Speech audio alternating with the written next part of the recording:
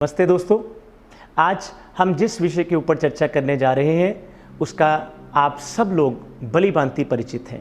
Asthma, जिसे हम allergic bronchitis भी कहते हैं, दमा भी कहते हैं। एक पुरानी कहावत थी कि दमा दम के साथ जाता है, यानी कि इसका कोई भी इलाज नहीं होता है। और आज जिसे देखिए, अगर हम एक थोड़ा सा दर्दनाक पहलू है समझने की कोशिश करें, हमारे बच्चों में जो मेट्रोस में पढ़ते हैं, अच्छे अच्छे स्कूल कॉलेजेस में पढ़ते हैं, 10 में से 3 बच्चे एलर्जिक ब्रोंकाइटिस के शिकार हो रहे हैं। कारण इसके क्या हैं, क्या इसके होम रेमेडीज़ हैं, क्या इसके योगा प्राणायाम हैं, इसके बारे में हमारी अलग से वीडियोस के बारे में इसके चर्चा की जाएगी। लेकिन आज जिस चीज़ के लिए चर्चा कर रहे हैं वो ये है कि आइए दमे को अस्थमा को हम आयुर्वेदिक मेडिसिन से एक कंप्लीट प्रोकेडियल रेमेडी के साथ उसको ठीक कर सकें। कैसे, वो समझना ज़रूरी है। अस्थमा, जिसे हम आयुर्वेदिक टर्मिनोलॉजी के हिसाब से तमक श्वास भी कहते हैं, वात और कफ से बना हुआ श्वास, जिसमें हमारे बॉडी में वात और कफ दोनों उद्वेलित होते हैं, दोनों बढ़ जाते हैं। अब हमारे पास 2 रास्ते हैं।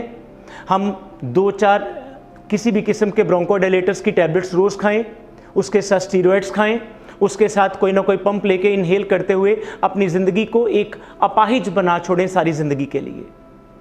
और दूसरा रास्ता, जिसे मैं अक्सर आप सबके सामने शेयर भी करता हूं और बार बार आपको ये बताने की कोशिश करता हूं कि अस्थमा के लिए आइए हम आयुर्वेद को अपनाएं। और आज जो हमारा विषय है, ये आयुर्वेद योगाश्रम के जो रिसर्च प्रोडक्ट हैं उनके ऊपर है कि ये अस्थमा को किस तरह से ठीक कर सकते हैं। सबसे पहले ये चीज़ समझनी हमारे लिए ज़रूरी है कि अस्थमा के लिए हमारी बॉडी में सबसे ज़रूरी चीज़ है क्या। पहला प्रोडक्ट जिसके बारे में मैं बताना चाहूँगा वो है AZ अलर्गन। AZ अलर्गन का जो इसमें कॉम्बिनेशंस हैं वो आप देखेंगे, जानेंगे, आपको पता लगेगा कि किस तरह से हमारी बॉडी के जितने भी एलर्जेंस बढ़े हुए होते हैं उनको कैसे ये रूट कॉज से ठीक करते हैं। इसमें तुलसी है, इसमें गिलोय है, इसमें गुग्गुल है, इसमें शुंठी है, इसमें विभीतक और हरितकी हैं। इसके साथ ही साथ एक बहुत ही इंपॉर्टेंट प्लांट जिसे हम आजकल कोविड के टाइम पर भी बहुत इंपॉर्टेंस दे रहे हैं और पहले भी हमारे शास्त्रों में चला आ रहा है, शिरीष, जो कि एलर्जी फैक्टर के लिए सबसे पहले नंबर का प्लांट आता है। ये हमारे इस AZ अलर्गन में प्राइमरी इंग्रेडिएंट्स हैं।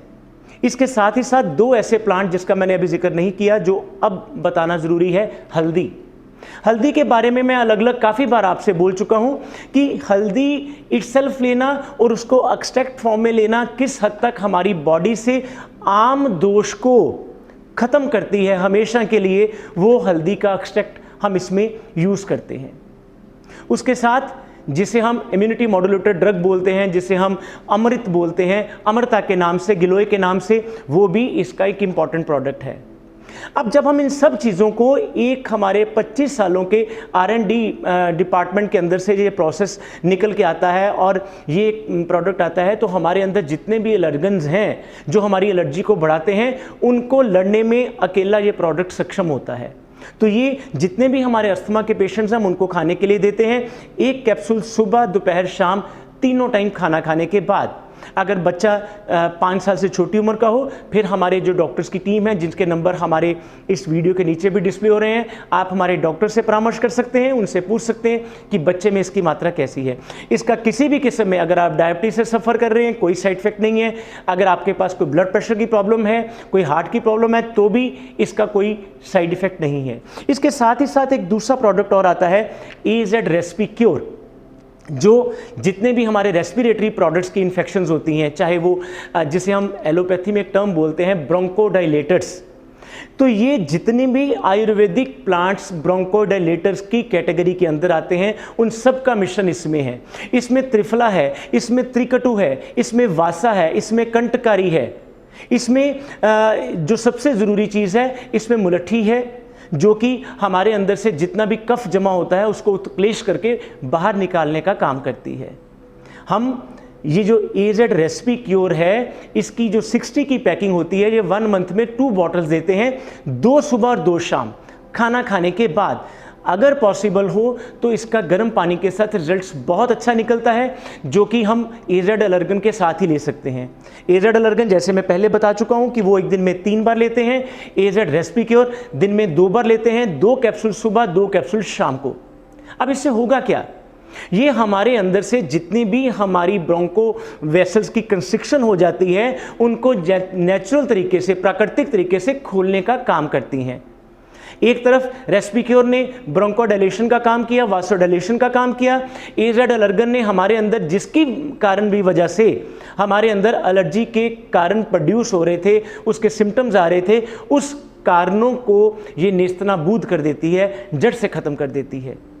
उसके साथ एक चीज़ हम और ऐड करते हैं, जो कि आज कोविड के टाइम पे जिसे हम आयुष क्वाथ गोली भी कहते हैं, आयुष काढ़ा गोली भी कहते हैं। इसमें दालचीनी है, इसमें तुलसी है, और ये सबसे ज़रूरी चीज़ है कि तुलसी, दालचीनी, शुंठी और काली मिर्च, ये चीज़ें ऐसी हैं जो हमारे अंदर से एक इम्यूनिटी सिस्टम को बूस्टअप करने का काम करती हैं। वैसे तो मैं ये कहता हूँ कि अगर आपको एलर्जी की प्रॉब्लम भी नहीं है, अस्थमा की प्रॉब्लम भी नहीं है, तो अकेली जो आयुष क्वाथ की गोली है वो आज के कोविड-19 के टाइम पे बहुत ज़रूरी है कि आप इसको अपनी डेली, अपनी लाइफस्टाइल में शामिल करें।